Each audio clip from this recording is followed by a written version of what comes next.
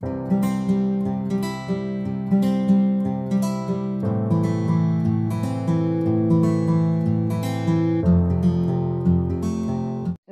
বন্ধু বান্ধৱীসকল, জৰাগীতিলৈ আপোনালোকক স্বাগতম। আমি ক্ৰমাগতভাৱে ইণ্ডিয়ান হিষ্ট্ৰী পাৰ্টটো আলোচনা কৰি আছোঁ। বৰ্তমানলৈকে আমি পাই আহিছোঁ যে 9 জানুৱাৰী 1915 চনত মহাত্মা গান্ধী দক্ষিণ আফ্ৰিকাৰ পৰা ভাৰতলৈ ঘূৰি আহিছিলে। তাৰ পাছত ক্ৰমে 1917 চনত মহাত্মা গান্ধীয়ে চম্পাৰণ বিদ্ৰোহ কৰিছিলে। 1918 চনত আহমেদাবাদ মিল মজদুৰ আৰু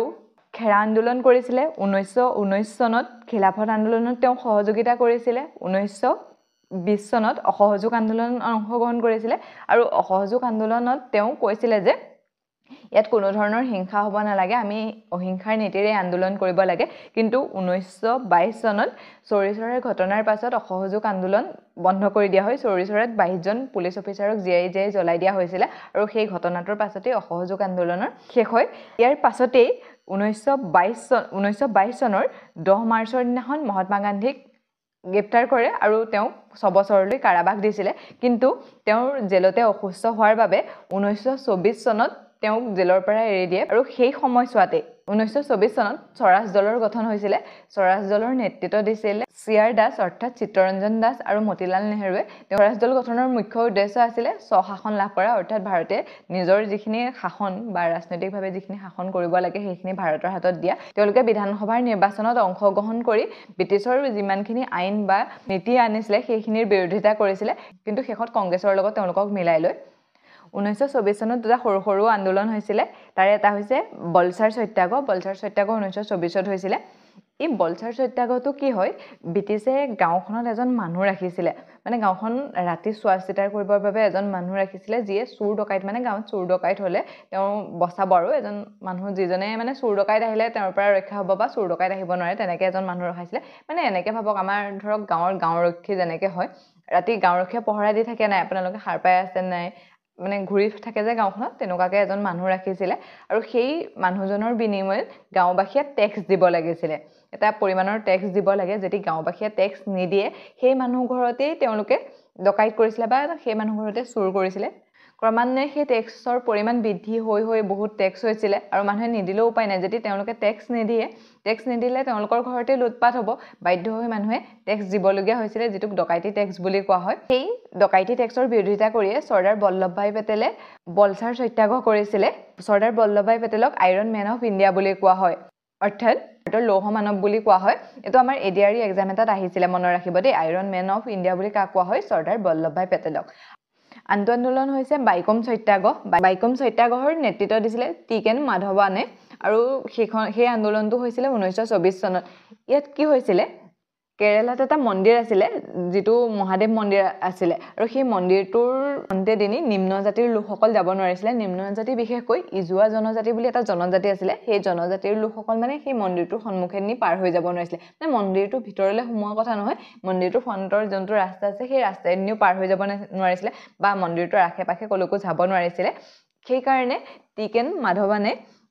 এই বিদ্ৰোহটো কৰিছিলে, যাৰ জৰিয়তে তেওঁ মানে সেই জনজাতিসকলক, যিটো ইজোৱা জনজাতি আছিলে, সেই মন্দিৰৰ আগেদিনি যাব পৰাকৈ সুবিধা কৰি দিছিলে। আৰু মহাত্মা গান্ধীও ইয়াৰ সমৰ্থন কৰিছিলে আৰু ইয়াৰ সমৰ্থন কৰি 1915 চনত তেওঁ বৈকাম ভ্ৰমণো কৰিছিলে। তাৰ পাছত আহোঁ চাইমন কমিশ্যন। বহুত ইম্পৰ্টেণ্ট দেই। চাইমন কমিশ্যন গঠন হৈছিলে 1927 চনত আৰু ভাৰতলৈ আহিছিলে 1928 চনত। আমি এতিয়া চাম চাইমন কমিশ্যন কেলৈ আহিলে।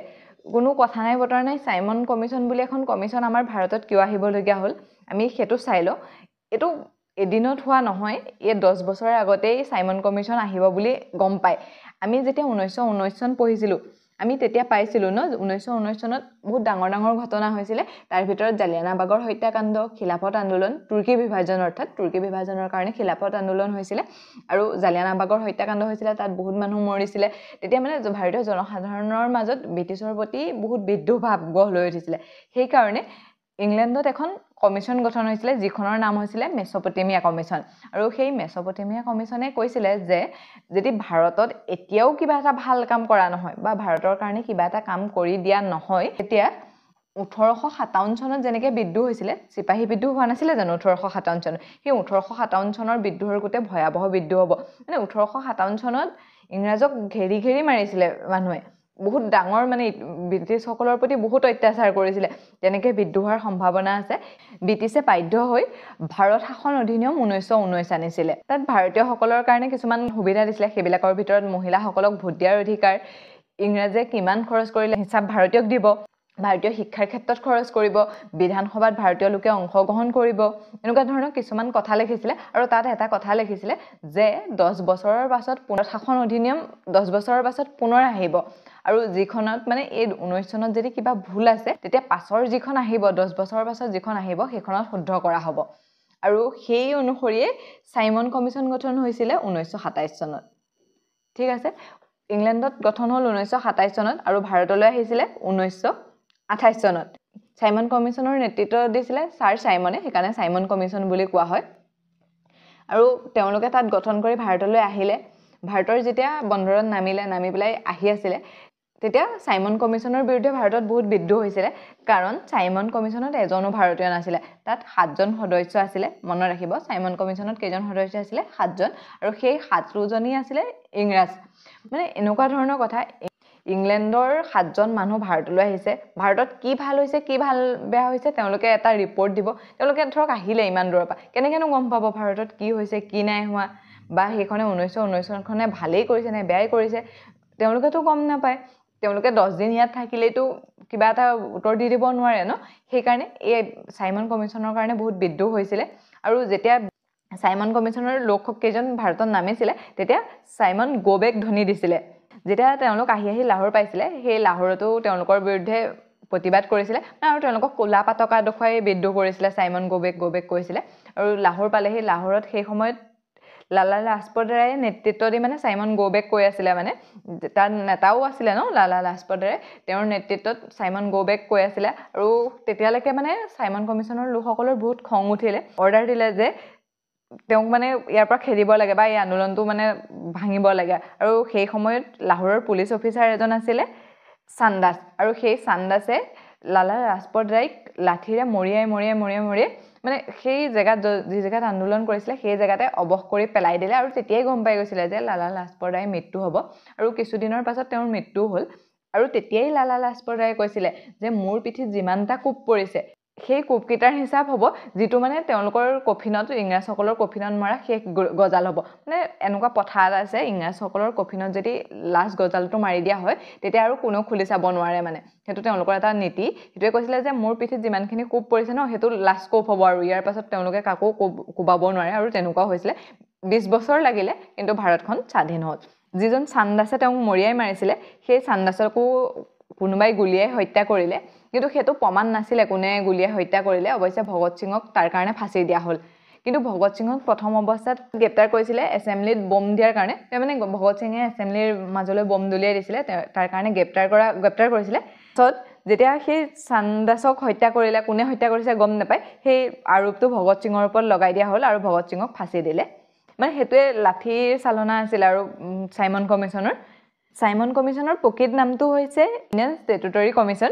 আৰু সাইমন কমিছন বুলি কোৱা হয় ছাৰ সাইমন ইয়াৰ অধ্যক্ষ আছিল কাৰণে সাইমন কমিছন বুলি কোৱা হয় এটো মনত ৰাখিব দেই এটো অসমীয়াত ভাৰতৰ বৈধানিক আয়োগ বুলি কোৱা হয় সাইমন কমিছনৰ বিৰুদ্ধে বিদ্ৰোহ হ'ল আৰু বিদ্ৰোহ হলতো তেওঁলোকে কবই ন ইয়াৰ তেওঁলোকে কাক কব ইয়াৰ যিজন ভাইসৰ আছিল বা সচিব আছিল তেওঁলোককে কব ন সেই সময়ত ভাইসৰ আছিল লৰ্ড ইৰবিন সচিব আছিল বকেনহেড আৰু সাইমন কমিছনে আহি তেওঁলোকক ক'লে যে এটো মানে ইমান আন্দোলন কিয় হৈছে তোমালোকে ইয়াত কি ভালকে শাসন কৰিব পৰা নাই নেকি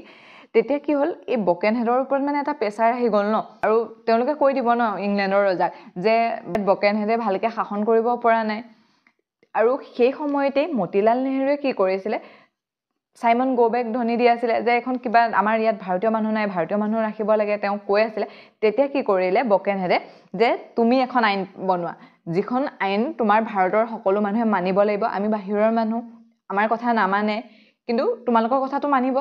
যদি তুমি এনেকুৱা এখন আইন বনোৱা যিখন তোমালোকৰ ভাৰতৰ সকলো মানুহে মানিব লাগিব এজন মানুহ নামানিলে নহব সকলোৱে মানিব লাগিব যদি প্ৰত্যেকই মানে তেতিয়া মই নিজেই গৈ ইংলেণ্ডৰ সদনৰ পৰা সেইখন স্বাক্ষৰ কৰাই বা পাছ কৰাই আনিমগে সেই চ্যালেঞ্জটো মতিলাল নেহৰুৱে একচেপ্টও কৰিলে আৰু তেওঁ এটা ৰিপৰ্ট তৈয়াৰ কৰিলে যিটোক নেহৰু ৰিপৰ্ট বুলি কোৱা হয় আৰু সেই নেহৰু ৰিপৰ্টটো দিলেগে তেওঁ তাত তেওঁ স্বশাসন নীতিৰ কথা উল্লেখ কৰিছিলে আৰু ইয়াৰ উপৰিও মানে ইংৰাজসকলে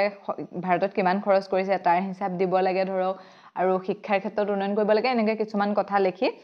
এখন ৰিপৰ্ট জমা দিলেগে কিন্তু বকেনহেডে কৈছিলে ন যে এজনেও ইয়াৰ বিৰোধিতা কৰিব নোৱাৰিব সেইটো বিৰোধিতা কৰিছিলে মহম্মদ জিন্নাই যিজনে মুছলিম লীগৰ লিডাৰ আছিলে তেওঁ সেইখন বিৰোধিতা কৰিলে আৰু ফলত নেহৰু ৰিপৰ্টটো ফালি পেলোৱা হ'ল তাতে মানে মতিলাল নেহৰুক বহুত অপমান কৰা হ'ল তেওঁ বহুত অপমান বোধ কৰিলে অৱশ্যে যেতিয়া মতিলাল নেহৰুৱে ৰিপৰ্ট দিবলৈ গৈছিলে তেতিয়া তেওঁৰ লগত জৱাহৰলাল নেহৰু গৈছিলে তেওঁৰ পুতেক জৱাহৰলাল নেহৰুকো লৈ গৈছিলে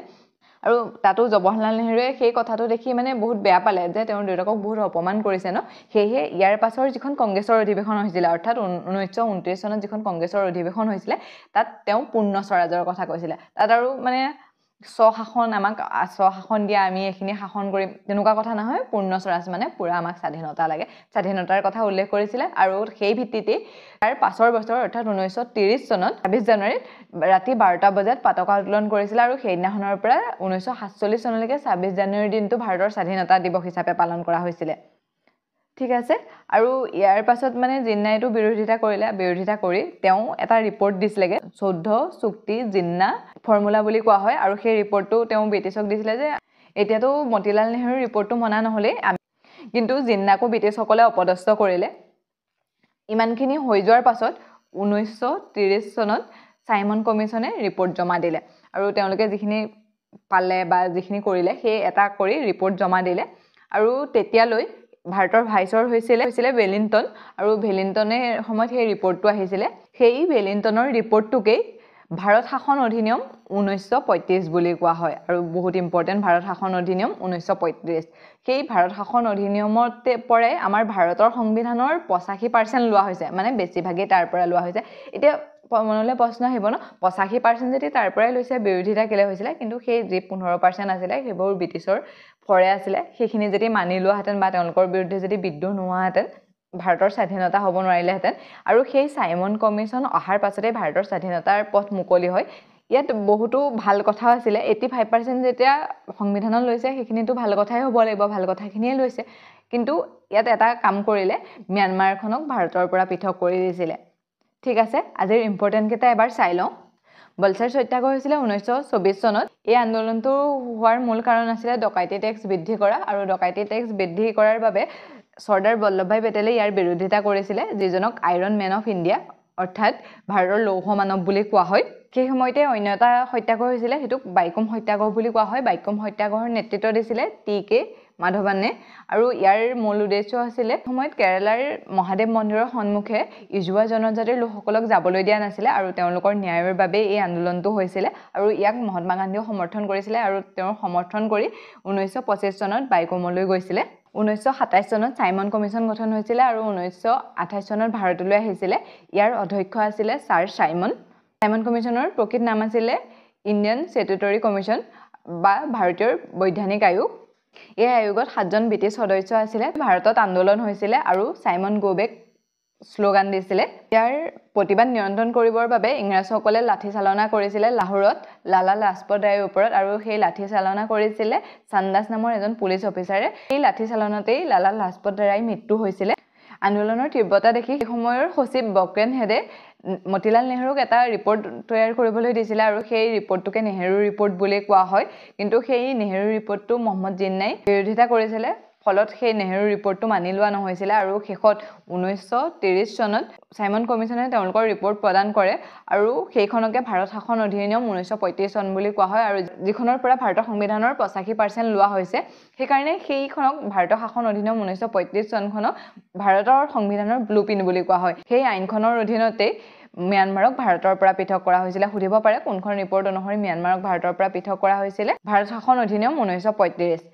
ঠিক আছে আজিলৈ ইমানতে এৰিছো অন্য এটা ভিডিঅ'ত লগ পোৱাৰ প্ৰতিশ্ৰুতি